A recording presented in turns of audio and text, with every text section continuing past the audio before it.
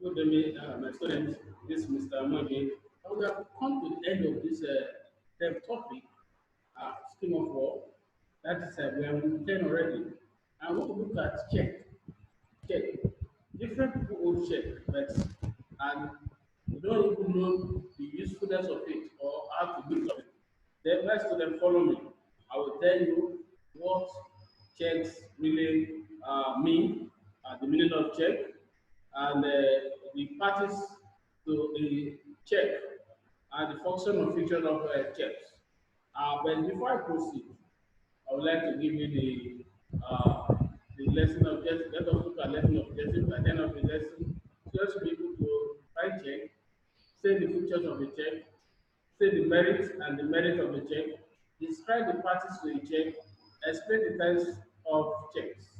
Then first one, meaning of check. A check is an order written by the drawer to a bank to pay. So a check simply means an order written by the drawer to a bank. The drawer simply means is a person that will write a check to a bank to pay on demand a specific sum of amount to the person named as payee on the check. So the name of the person on the check that will collect the money or the sum of money from the bank. So in other words, checks can be defined as a document that order a bank to pay. It just to give an order to a bank to make a payment or to give the person's name appear on the check, money, the sum of money. So that is check. Whose name appear on the check will be given the money, or will receive the money. So then let us look at the features of a check. One, a check should be in written and properly signed by the drawer. A check must be in written and be properly signed by the owner of the check. Then two, a check contains an unconditional order. So a check contains an unconditional order. Three, a check issued on the specified banker only. Then four, the account number of the drawer is stated. The account number will be stated on the check. The name and the branch of the bank appear on the check. Will appear on the check. The name and the branch of the bank will appear on the check.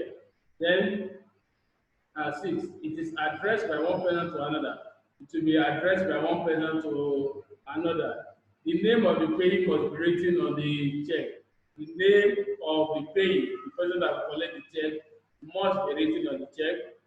Eight, amount must be stated clearly in words and in figures. So they have to, if you are writing 500,000 in words, it must also be written in figure. So you must write it in figure as well. The check should bear a date, otherwise it is invalid. The check must bear a date, otherwise they will declare that check as invalid and shall not be honored by the which will not be honored by the bank. Then a stamp duty is paid.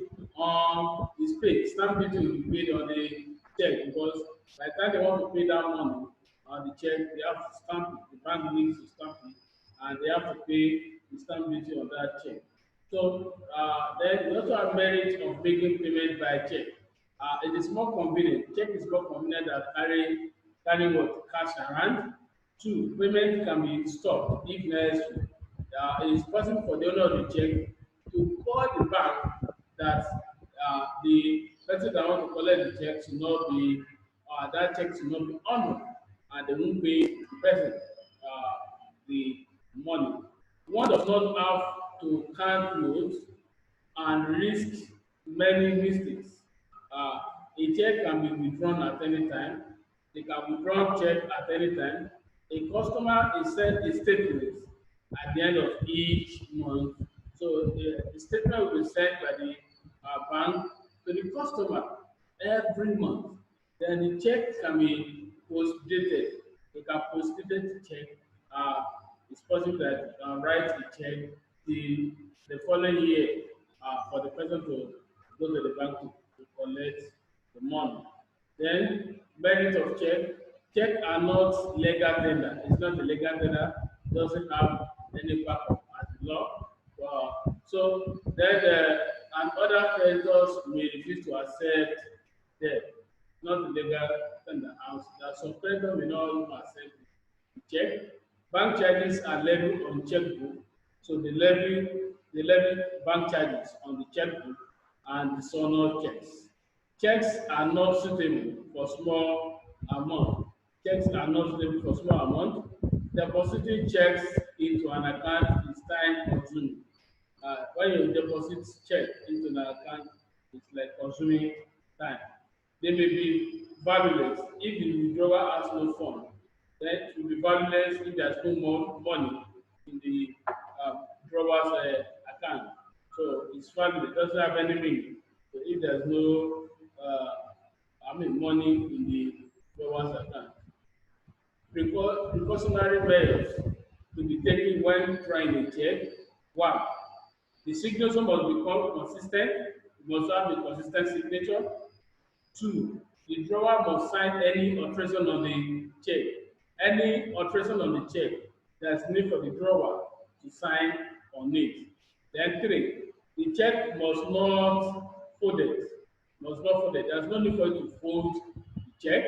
Four, the amount must be written in figures and word.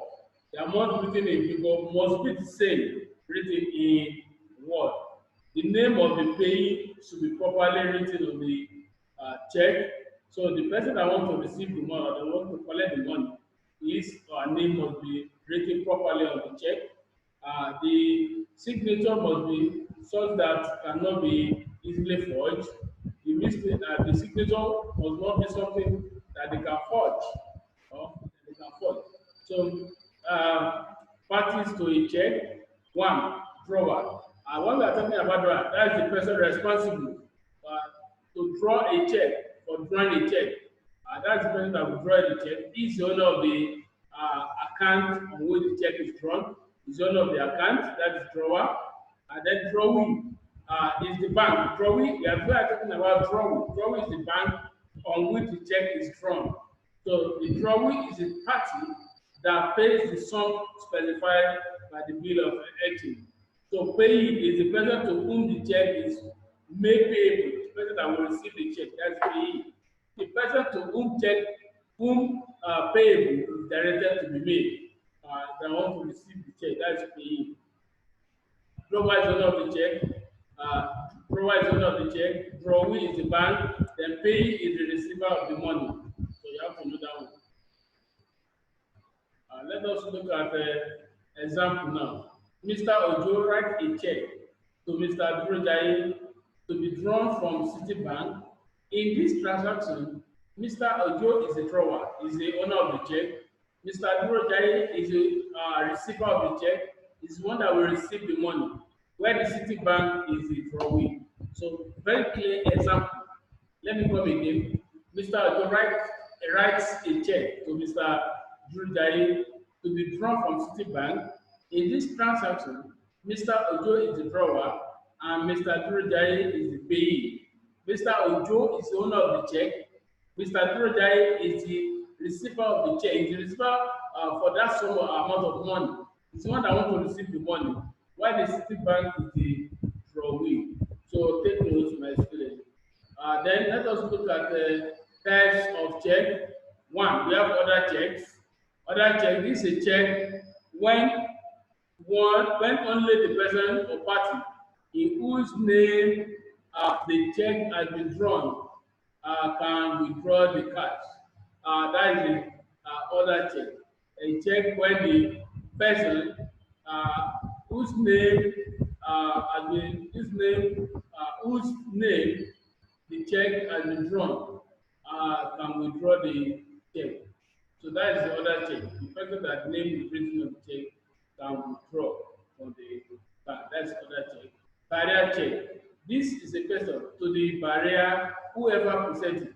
It is whoever that presents the check that will collect the money. Then we have the barrier check is payable without any endorsement. It's payable without any endorsement. We also have open check. This check is not a cross. It is used for drawing cash from the bank and paying creditor who has no current account. Open check means one uncrossed check. Then we also have cross check. This double line notation signifies that the cash uh, may only be deposited directly into a bank. Say check. This is a check which has been in circulation for an unreasonable long time, and the date of that state check has been out circulation for a number of time, and the date of presentation for payment has expired. That's state check. That is state check. Maybe you are asked to collect in June, and this is August. So that means that is the state check because the date written on the check has already expired. So it's a state check. Let us look at post-dated check. This is a check drawn with the future date. Post-dated check is a future date, future check. These are checks that bears date later than the current date. Later than the current, that's post-dated check. You can be given a check if the check can be written this August, the date it can be written for to collect the check on October. That's the state check, and we are in August. So state check is if the check has been given, have been written for the past what? For the past 2 months, like June, and then we are in July, maybe you're unable to collect. That is state check. The state check is a check that will arrears check, special arrears check that check is written in August and you present it in the bank around that October. That's the stated check. Then we also have other types of check. We also have other types of check. We have dishonored check. Check may be revised as check may be revised. They may dishonor this check as a sort of insufficient fund. You don't have enough money in your bank account, then you can dishonor that check. Irregular signature. If there is irregular signature, there is no specific signature in the check. Maybe the signature is there's indifferences in the signature. Then the bank will dishonor that check. The difference in figure and word. Bankruptcy, that's the bankruptcy, and alteration of check, mutilation of check, and alteration of check. So they can dishonor check as a result of all this. Then we also have satisfied check. Satisfied check is a check which has been ratified by the bank in order to guarantee that the drawer has a sufficient fund. Satisfied check in the account to settle debt. Satisfied check, you must ensure that you have money, you have a sufficient fund in your account so that you can use it to settle debt. Then we also have cashier check.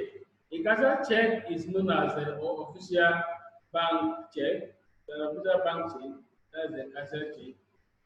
Then we also have traveler check, others are traveler check, bank draft, electronic banking, and that one is common now, using the electronic devices to transfer or to make payment instead of going to the bank. So that one is possible in this time. Then we also have crossing of the check. A cross check is any check that is crossed with two parallel lines. Any check that you see two parallel lines is called cross check, either across the whole check or through the top and left corner of the check. That's cross check. This double line notation signifies that the check will only be deposited directly in the bank account when it is cross check. They will deposit that money directly into the bank account. The crossing of the check secures the payment to a banker. It is also traces the person who received the amount of check. So then let us look at the other side of crossing of the check. Then we also have forms of crossing. There are several types of crossing which crossing the check, which can be used to place restriction on the negotiable of a check. We have general crossing. This is a form of crossing in which two parallel transfer lines are drawn across the face of the check, when you see two parallel lines across the check, that's general crossing, uh, without the addition of the word or not negotiable. This covers the over, the check can be paid into the current account. Then we have special crossing. The name of a bank inserted between the transfer line, dey restrict payment to a specific name bank. The effect is to make the check payable only to the bank specified, that is special check. So they must make sure that dis check are being paid to the specified, the bank that is specified the check in terms of crossing. It is a precautionary measure to make a check safer, to make that the check will dey safe. Then we have four. The fourth one is not negotiable. This is another form of crossing in which the check cannot be paid to any person except the barrier of the name on the check. So there's nobody that can collect the check except the person that name on the barrier or the name of the person written on the check. It is added to protect the owner against thieves or theft or thieves. So then we also have as account payee only. This is the direction of the bank that the proceeds of the check can be fully paid into the bank or the person or firm name on the check, and that is the account payee only. Simply means the direction of the bank that the proceeds of the check can be fully paid into the account. Then it operates as notice to the collecting bank that only the account of the payee is to be credited. That means that only the owner of the account, the some of that amount can be, I mean, can be credited or posted into the owner's account. So my student, this is the end of the term, third term scheme of work, that is check. You are not aware about check before, you know what check is all about. So I want to